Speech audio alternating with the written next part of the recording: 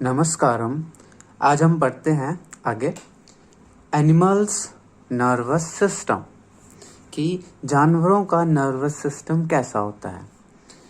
इसमें हम पढ़ेंगे कि कैसे उसमें ब्रेन है या वो कैसे उनमें न्यूरॉन है, कैसे काम करता है। In animals such control and coordination are provided by nervous and muscular tissues which we have studied in class 9 कि जानवरों के अंदर जैसे कंट्रोल और कोऑर्डिनेशन जो होता है वो किसकी मदद से होता है, नर्वस टिश्यू की मदद से और मस्कुलर टिश्यू की मदद से होता है।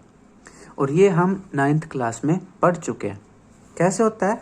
नर्वस टिश्यू क्या है? नर्वस टिश्यू क्या है? जिसमें ब्रेन होता है, न्यूरॉन्स होते हैं, एक तो वो उसकी ज़रूरत होती है, साथ में मस्कुलर टिश्यू की यानी मसल की ज़रूरत होती है।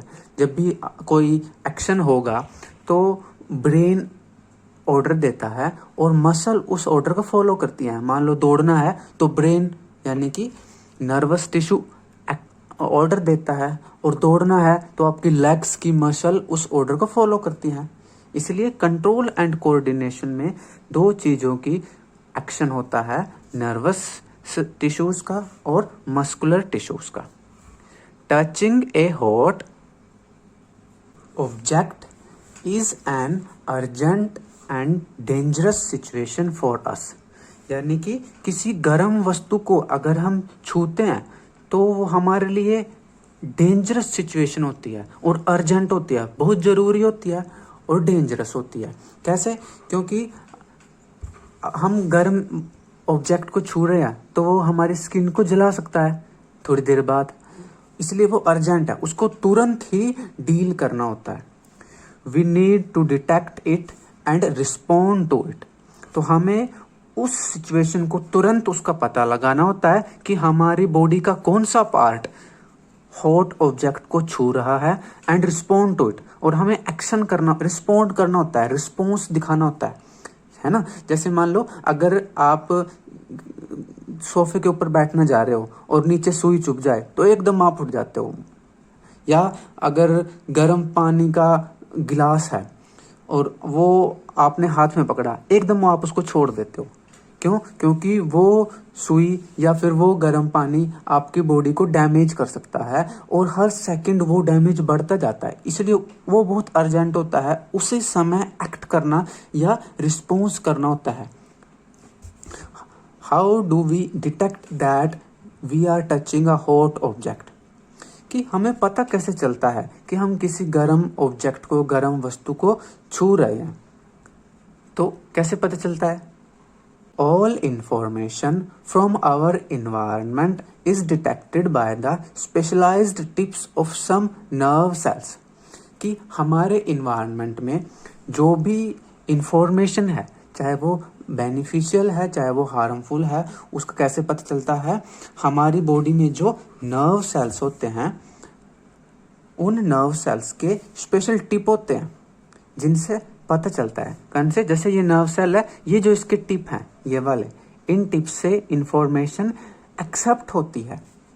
These receptors are usually located in our sense organs such as inner ear, the nose, the tongue and so on। कि जो रिसेप्टर होते हैं, रिसेप्टर यानी कि जो इंफॉर्मेशन को रिसीव करते हैं कि हम कुछ चीज़ देख रहे हैं या कुछ चीज़ को सूंघ रहे हैं या कोई चीज़ को गर्म है उसको फील कर रहे हैं, तो वो रिसेप्टर कहाँ होते हैं? हमारे सेंस ऑर्गन्स में होते हैं। सेंस ऑर्गन हिंदी में कहते हैं इनको ज्ञान इंद्रियाँ। तो सेंस ऑर्गन होते हैं। हमारी बॉडी में कौन कौन से सेंस ऑर्गन होते हैं? नोज होती है, आईज होती है, टंग होती है, टंग, और स्किन होती है, और ईयर होते हैं। तो नोज से हम क्या करते हैं? स्मेल को पहचानते हैं या खुशबू को पहचानते हैं, फ्रेग्रेंस को, खुशबू या बदबू है उसको नोज से पहचानते हैं।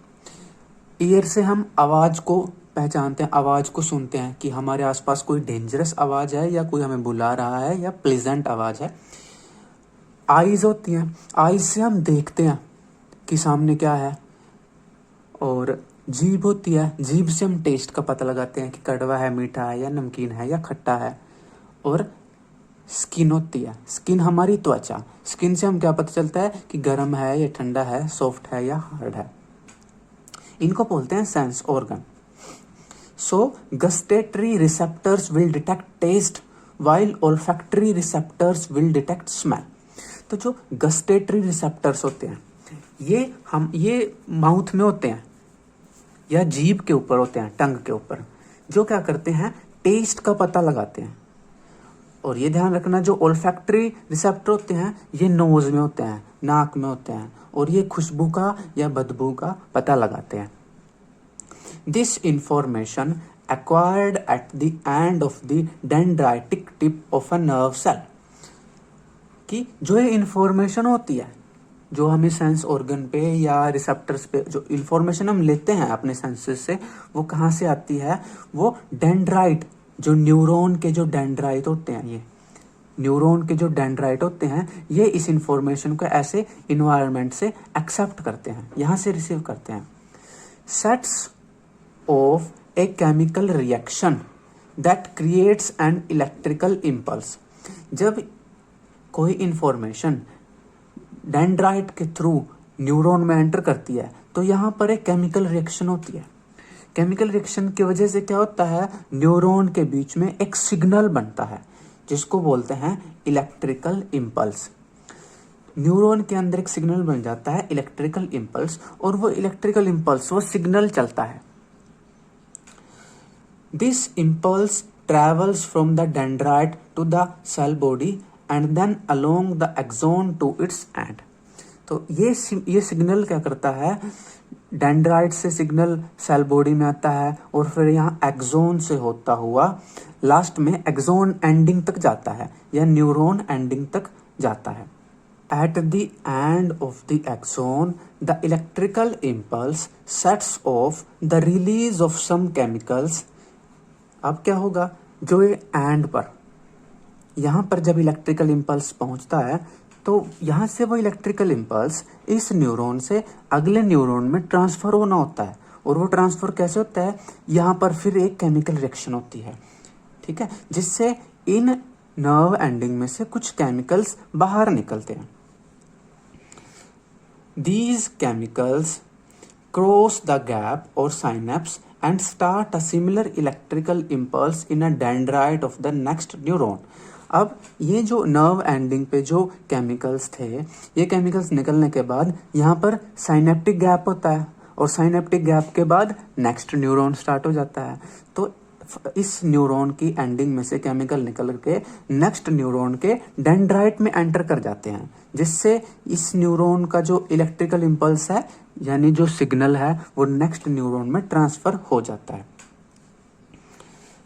This is a general scheme of how nervous impulses travels in the body. तो ये एक हमने जनरल सा स्कीम बताई है कि कैसे नर्वस इम्पल्सिस बॉडी में ट्रैवल करते हैं, यानी कि बॉडी में सिग्नल कैसे ट्रैवल करते हैं। तो कैसे सिग्नल ट्रैवल करते हैं, एक बार फिर पढ़ते हैं। कैसे, कोई सिग्नल आया, सिग्नल यानी कोई बाहर से इंफॉर्मेशन, गर्म लगना, ठंडा लगना, सुई चुभना, कुछ देखना, कुछ सुनना, वो सब सिग्नल है। वो सब के सब बाहर में रिएक्शन हो रही है, एनवायरनमेंट में इंफॉर्मेशन है, और वो इंफॉर्मेशन यहाँ पर आती है और डेंड्राइट में वो इंफॉर्मेशन रिसीव होती है, जिससे क्या होता है, डेंड्राइट के लेवल पर एक केमिकल रिएक्शन होती है। उस केमिकल रिएक्शन के कारण न्यूरॉन के अंदर एक इलेक्ट्रिकल इम्पल्स बनता है, यानी कि एक सिग्नल बनता है।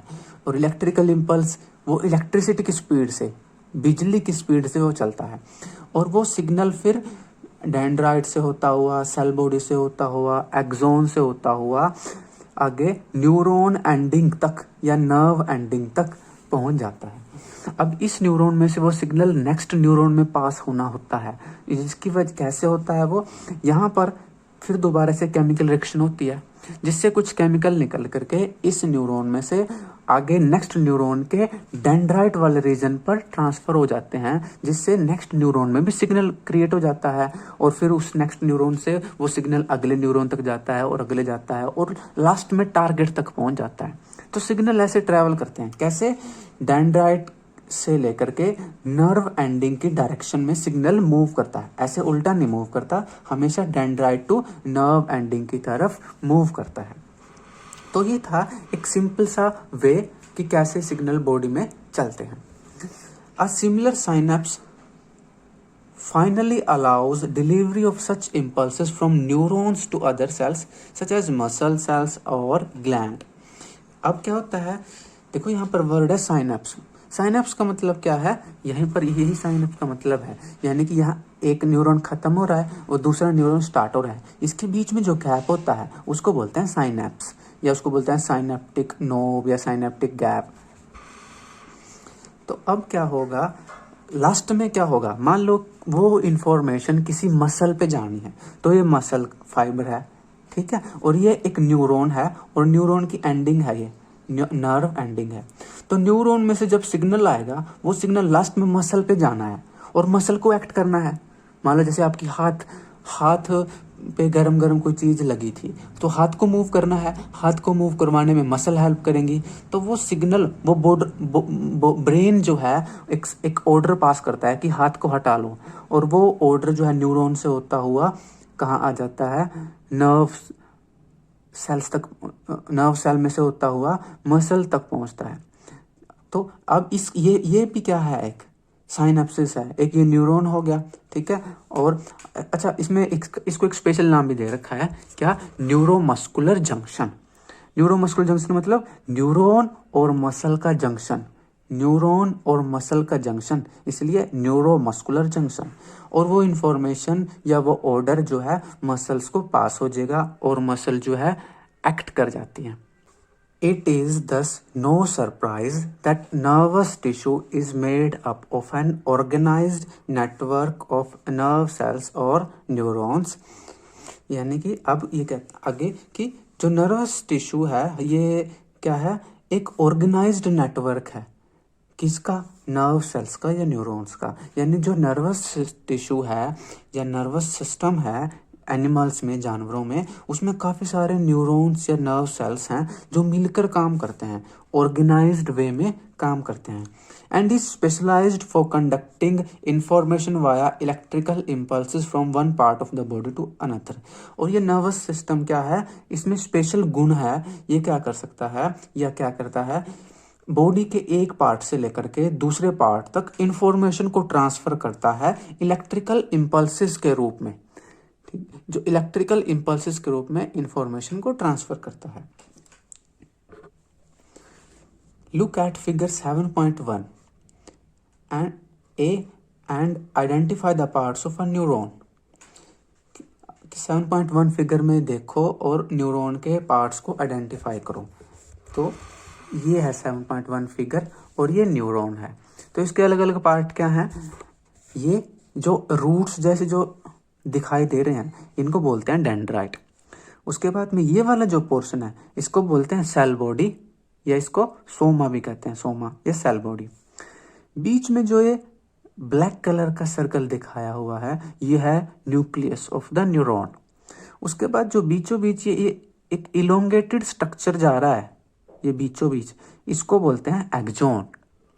और यही एक्सॉन फिर लास्ट में जाने के बाद, एंड में जाने के बाद एक गोलाकार स्ट्रक्चर बनाता है जिनको बोलते हैं न्यूरॉन एंडिंग या नर्व एंडिंग। इसके अलावा आप देखिए एक्सॉन के ऊपर कुछ आपको ऐसे सेल्स बनी हुई दिखाई दे रही है। ये सेल्स क्या है, ये हैं श्वान सेल्स। तो इस जैसे इसमें ये 1 2 3 4 ये अलग अलग श्वान सेल हैं। तो ध्यान रखिए न्यूरॉन एक सिंगल सेल है और श्वान अलग सेल है। श्वान सेल न्यूरॉन का पार्ट नहीं है, श्वान एक अलग सेल है और न्यूरॉन एक अलग सेल है। लेकिन श्वान सेल्स यहाँ पर न्यूरॉन के साथ एसोसिएटेड होती हैं और कहीं ना कहीं आपस में एक दूसरे की हेल्प करती हैं इलेक्ट्रिकल इम्पल्सेस के ट्रांसफर में। ये देखिए श्वान जो सेल है, श्वान सेल, इसके बीच में इसका अपना न्यूक्लियस है। ये देखिए ये जो लाइट कलर में दिखा रखा है ये इसका न्यूक्लियस है, ये श्वान सेल है। ये देखिए ये इसका न्यूक्लियस है, ये श्वान सेल और ये इसका न्यूक्लियस, ये श्वान सेल और ये इसका न्यूक्लियस। तो ये एक श्वान सेल है, ये एक और ये एक। श्वान सेल्स का अपना न्यूक्लियस है और ये अपने आप में अलग सेल है और ये न्यूरॉन है या नर्व सेल है। उसके बाद आगे पढ़ते हैं। Where information is acquired. तो पहला पॉइंट कि इंफॉर्मेशन कहाँ से लेते हैं, तो न्यूरॉन में इंफॉर्मेशन डेंड्राइट से आती है। तो यहाँ से इन्वायरमेंट से इंफॉर्मेशन कहाँ आती है, न्यूरॉन के डेंड्राइट में आती है। दूसरा point, through which information travels as an electrical impulse. अब इंफॉर्मेशन कहाँ से जाती है, डेंड्राइट से आती है सेल बॉडी में, सेल बॉडी से आती है एक्सोन में, एक्सोन से आती है नर्व एंडिंग से और नर्व एंडिंग से फिर नेक्स्ट न्यूरॉन में चली जाती है। तो हमेशा information dendrite to nerve ending चलती है। Where this impulse must be converted into a chemical signal for onward transmission. कि ये जो इम्पल्स है ये कहाँ पर जो है केमिकल सिग्नल में कन्वर्ट हो जाती है। तो देखो केमिकल सिग्नल दो जगह होते हैं। अगर हम यहाँ देखें तो देखो जब डेंड्राइट में एंटर करती है सिग्नल तो क्या करते हैं, यहाँ पर केमिकल सिग्नल बनता, केमिकल रिएक्शन होती है जिससे नर्व सिग्नल बनता है यहाँ पर। अब नर्व सिग्नल जब नर्व एंडिंग से नेक्स्ट न्यूरॉन में पास होना होता है तो यहाँ से क्या होता है, नर्व एंडिंग में से कुछ केमिकल्स बाहर निकलते हैं। अलग अलग केमिकल्स होते हैं, जैसे मैं एक नाम बताऊँ आपको, एसिटाइल कोलिन होता है, जैसे एक ऐसे अलग अलग होते हैं। तो वो केमिकल निकलने के बाद यहाँ पर नेक्स्ट न्यूरॉन स्टार्ट हो जाता है। नेक्स्ट न्यूरॉन के यहाँ डेंड्राइट होते हैं, तो यहाँ से वो केमिकल नेक्स्ट न्यूरॉन के डेंड्राइट में एंटर कर जाते हैं, जिससे नेक्स्ट न्यूरॉन के अंदर भी एक इलेक्ट्रिकल सिग्नल जनरेट हो जाता है, यानी कि इसका सिग्नल नेक्स्ट न्यूरॉन में पास हो जाता है। और इस तरह जो नर्व सिग्नल है वो one neuron to another neuron pass होते रहते हैं in the direction from dendrite to nerve endings, और ऐसे चलता चलता सिग्नल ब्रेन तक जाता है। तो क्या होता है, मान लो जैसे आपके आप कहीं बैठे हो और आपके दोस्त ने आकर पीछे आपके हाथ पर गरम गरम दूध का गिलास रख दिया, तो आप एकदम अपने हाथ को एकदम पीछे हटा लेते हो। तो ऐसा क्यों होता है, जब गरम दूध का गिलास आपके हाथ पर लगता है तो वहां से इंफॉर्मेशन बहुत तेजी से नर्व सेल से होते हुए ब्रेन तक जाती है, और ब्रेन देखता है कि गर्म दूध है और वो स्किन को जला सकता है, तो हमें हाथ को बचाना होगा। तो ब्रेन क्या करता है, ऑर्डर पास करता है हाथ को, हाथ की मसल्स को, कि तुरंत हाथ को पीछे हटा लो। तो इसीलिए हम एकदम हाथ को पीछे हटा लेते हैं। कैसे, अब ब्रेन से ऑर्डर के रूप में इलेक्ट्रिकल सिग्नल आते हैं और वो आते रहते हैं और हाथ की मसल तक पहुंचते हैं, और मसल एकदम हाथ ऑर्डर को फॉलो करती है, हाथ एकदम पीछे हो जाता है। तो आप देखोगे जैसे ही आपको गर्म दूध का गिलास टच किया, एकदम आप 1 सेकंड से भी कम समय में आप अपने हाथ को पीछे कर लेते हो। तो क्योंकि वो 1 सेकंड से कम समय में ही इंफॉर्मेशन ब्रेन तक चली गई, ब्रेन ने उस इंफॉर्मेशन को समझ भी लिया और फिर ब्रेन ने ऑर्डर भी पास कर दिया और हाथ की मसल ने एक्शन भी कर दिया, ऑर्डर को फॉलो भी कर दिया। तो ये काम बड़ा फास्ट होता है और फास्ट ही होना चाहिए। अगर सोचो धीरे धीरे सिग्नल ब्रेन तक जाता और ब्रेन धीरे धीरे उस सिग्नल को समझता और फिर धीरे से ऑर्डर पास होता, तब तक तो गर्म दूध का गिलास हाथ को जला देता और छाला पड़ चुका होता। इसलिए ब्रेन बड़ा फास्टली काम करता है ताकि बॉडी को ज़्यादा से ज़्यादा बेहतर तरीके से चलाया जा सके, प्रोटेक्ट किया जा सके। तो ये था एनिमल्स में नर्वस सिस्टम कैसे होता है। इसमें 1-2 चीज़ें और हम पढ़ते हैं। जो एनिमल्स का नर्वस सिस्टम होता है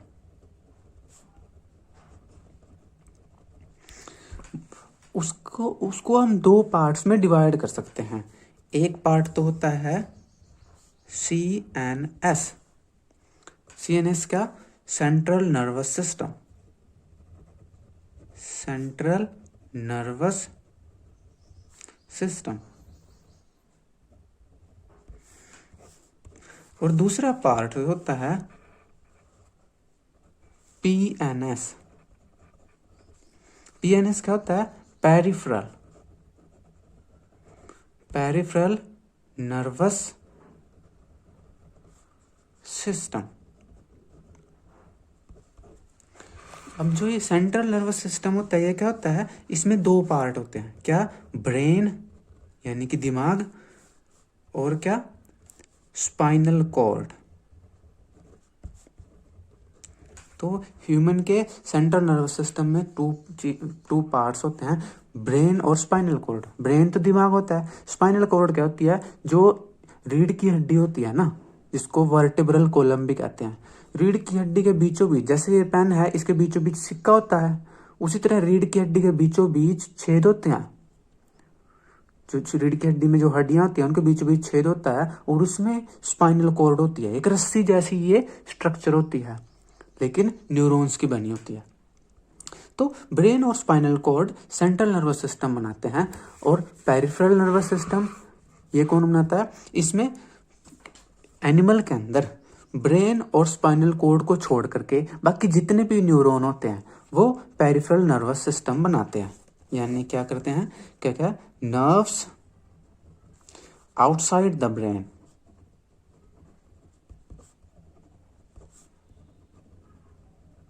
एंड स्पाइनल कॉर्ड, कि ब्रेन और स्पाइनल कॉर्ड के बाहर जितनी भी नर्व्स होती हैं वो सब मिलकर के पेरिफेरल नर्वस सिस्टम बनाती हैं। या हम कहें कि जो स्पाइनल कॉर्ड से जो नर्व्स निकलती हैं ना, वो ही पेरिफेरल नर्वस सिस्टम बनाती हैं। तो ये था नर्वस सिस्टम।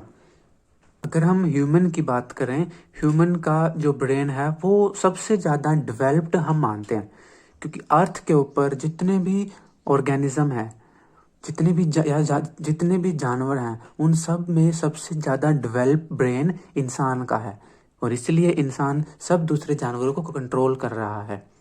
तो ब्रेन काफ़ी इम्पोर्टेंट ऑर्गन है बॉडी का। नमस्कार।